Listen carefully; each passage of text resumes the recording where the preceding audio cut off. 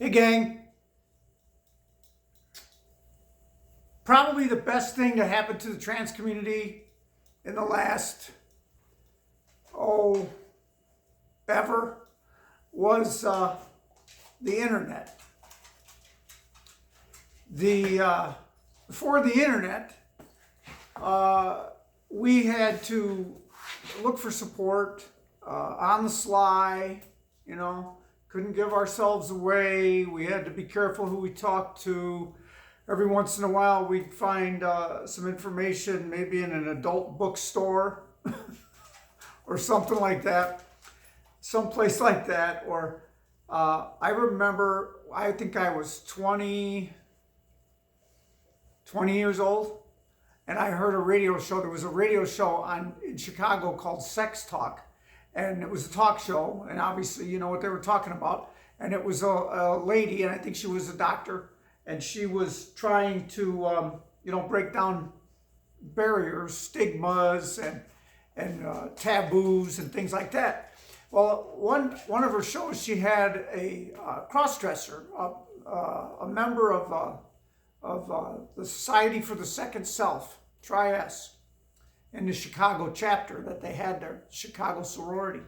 And I was fascinated. I was just listening to it on the radio at night, and I was fascinated. Oh my gosh, here's someone that I need to talk to. And they gave some contact information at the end of the show, and I wrote it down because she kept saying, stay tuned, we'll give contact information at the end of the show. And so I stayed tuned, and I wrote it down, and I called the person, and I had to be interviewed to see if I was a weirdo or somebody that maybe was trying to infiltrate the group, because it was an anonymous group, and you had to, promise to be anonymous about it. And so I go in there, I go to my first meeting, scared to death, right? Couldn't relate to a lot of the people that were there, so I didn't go back for a while, and I played with my denial and my self-acceptance for, over the next 20 years. But with the advent of the internet, okay, now I've got thousands of people out there who can hide behind their computer screens, and I'm not saying that to insinuate that they're cowardly. They're just smart, okay? But they could hide behind their computer screens and talk to each other. And they could, use their fem names, and they don't have to show their pictures. Nobody's got to know anything, but we could support each other. And it was the coolest thing. Now, the groups that had grown, from the beginning of the Society for the Second Self up into splinter groups, the Chicago Gender Society, and other groups like that around the country and around the world that had looser rules. The Tri-S had rules that said you must be a self-proclaimed heterosexual crossdresser in order to belong to this group, okay? And subsequently, we know that so many members of Tri-S went on to be consider themselves transgender women, but it was a way for us to get out and learn to accept ourselves. But a lot of them remain heterosexual crossdressers, and that's fine. I have to check on my dog. What are you eating now?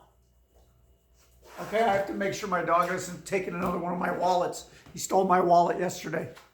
What is that? Come here. What is that? What is that? Okay, go ahead. All right.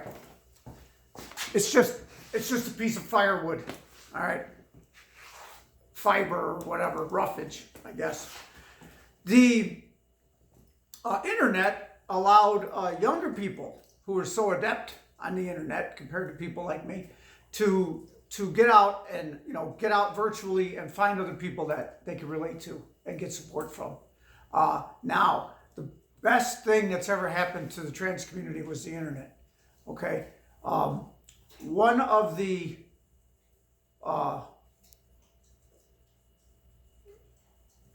bad things to affect the trans community is the internet. If you use it properly, it's great. But of course, we all know that we've all become products of the internet. The search engines sell all of our information, gather all kinds of information about us and sell it. And we don't pay a fee to be on most of those things. So obviously we're the product. They're using us. The cyberbullying, some of these young trans girls and some of the older trans girls are pretty sensitive, and they can't, they get triggered when somebody, calls them a derogatory name or tries to make fun of them, or, threatens to kill them or hurt them and things like that, virtually through the internet, completely harmless, but sometimes these things have an effect. We all know about cyberbullying, and cyberbullying can affect an adult too, okay? A lot of us are insecure, and we're still trying to establish our self-image, and if somebody wants to pick on us, it can really hurt. Which is why, as I watch these conversations unfold in some of these posts, especially around political stuff, I got to learn so many new words sitting and watching my social media. If you have kids in the house watching this video right now, you might want to get them out, although they've probably seen these words. It's as if they're vulgar, and I'm going to say them. Here's my warning. I never saw these words before, but I kind of figured out what they were supposed to mean. I never called anyone a libtard. I never called anyone a fucktard. and I don't get out much. The first time ever that I ever heard the word or read the word asshat was on the internet in a conversation, and I thought, and snowflake. The internet has created so many words for us and so many words for me to learn. Just when I thought I had a grasp of the English language and a pretty decent vocabulary, I was proved wrong.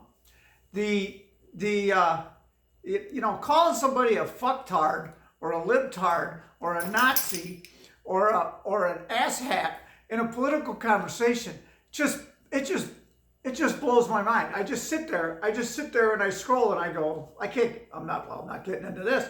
Every once in a while, when somebody talks about something that I actually know something about, because I don't like to talk about shit that I don't know anything about, when I see something that I know something about, I usually start my comment with respectfully. If I want to contradict somebody, respectfully, actually, this is what it is. And then I usually end the sentences with love and peace or love or something like that, because, I'm not going to go, hey, asshat, you don't know what the fuck you're talking about. When I have the safety of the computer screen in front of me to allow me to do that, I'm not going to do that. I don't know. I don't like to pat myself on the back, but I think they call that character. I don't know, or good. I guess there's all different kinds of character. I like to think it's good character. Am I slamming everybody that talks that way? Yeah, kind of. When I was going to school, you only needed to use one exclamation point at the end of a sentence to tell people you were excited about something. But nowadays we got to have 12 or 15. I give up count. I quit counting after a while. People get very angry, and you just laugh because I jokingly say I don't get out much. I get out a lot, and I've had a lot of conversations with people face to face, and never have I had conversations face to face with anyone like what I've seen on in these internet conversations, and it's just ridiculous. Just blows my mind. Had a Facebook friend of mine posted the other day about how proud they were to be in Generation X, and they gave their age, and then they gave the fact that they were proud to be in Generation X, and they talked about they were the first generation to play video games.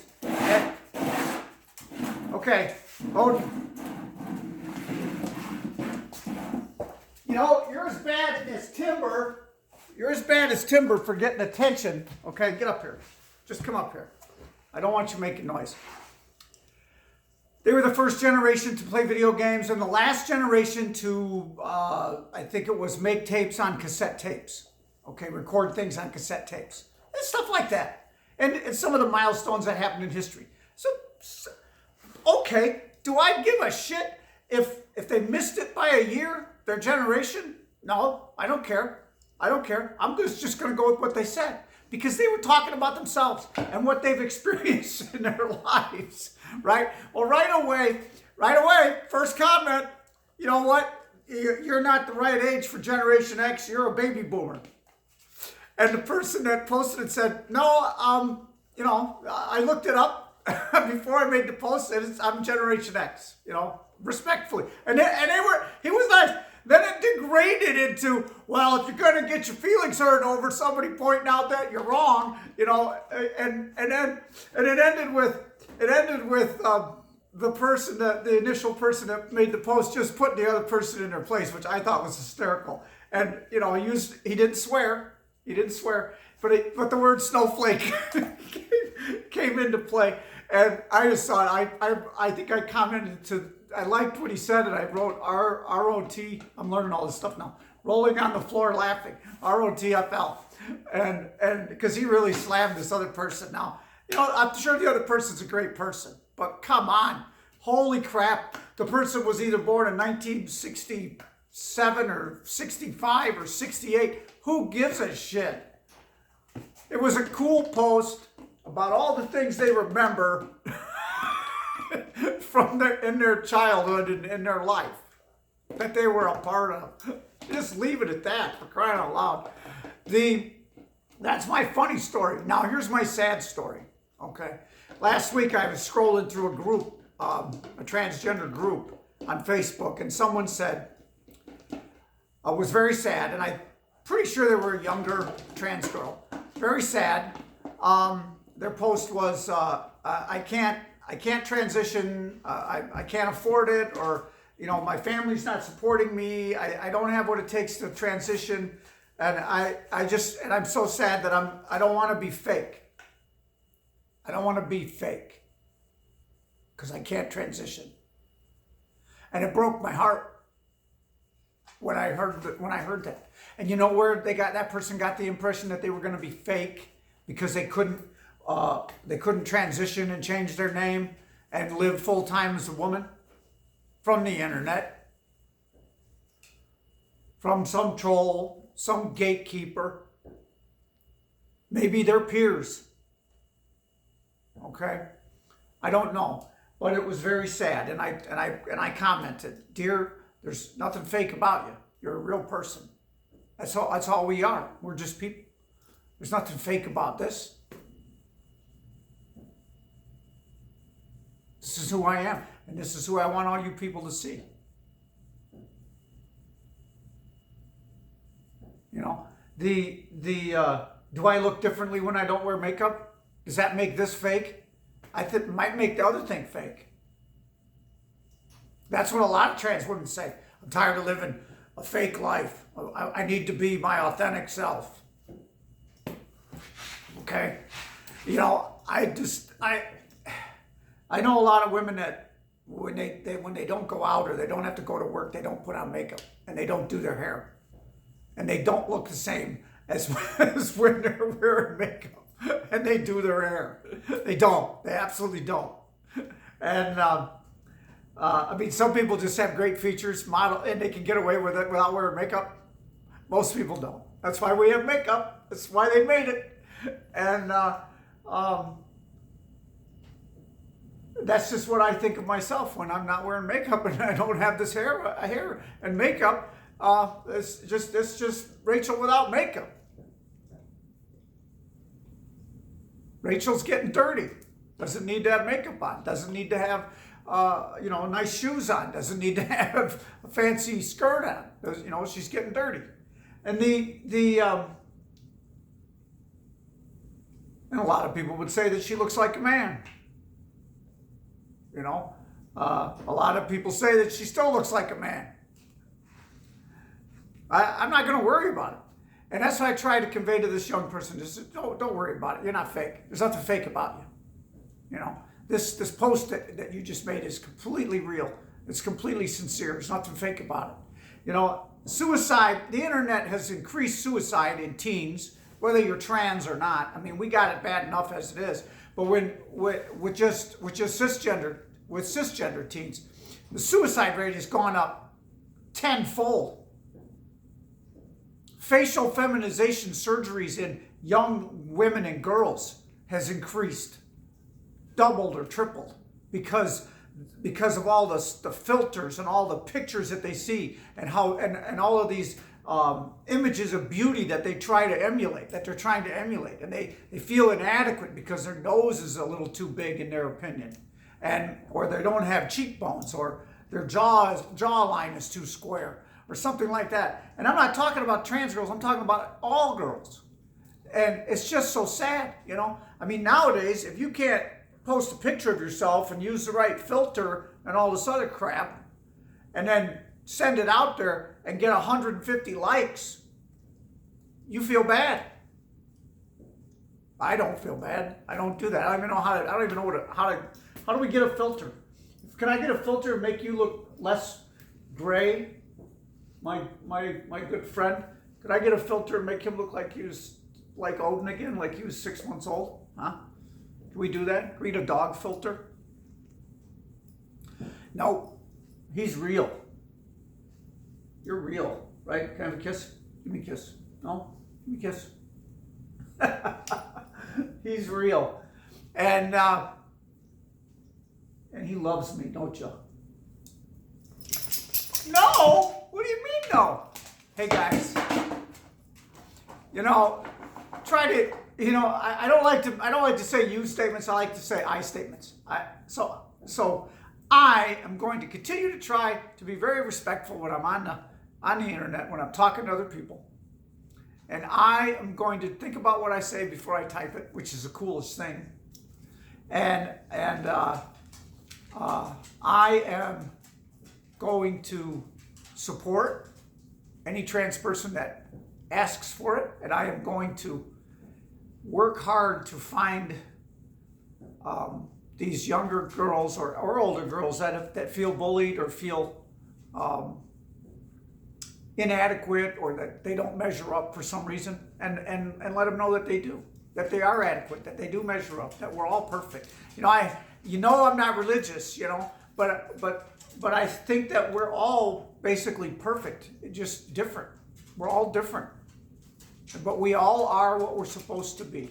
And this is what I'm supposed to be right now. Today's my birthday. I'm going out. I'm breaking all the COVID rules. I'm going out. This is where I'm supposed to be, and this is what I'm supposed to be right now at this stage of my life. And I'll probably change. Probably change even more going forward. But I'm not, you know, there's nothing wrong with this. There's nothing wrong with you. You know, everybody out there, I still get comments from people that say they got so much from me, and I helped them to transition, and I helped them to grow along with their wives and things like that. And I never saw that. I never saw it. I didn't see that as a benefit of what I was doing. I was just trying to entertain people. And then I started spilling my guts more and getting honest with people about things. And it seems to be working out for some people.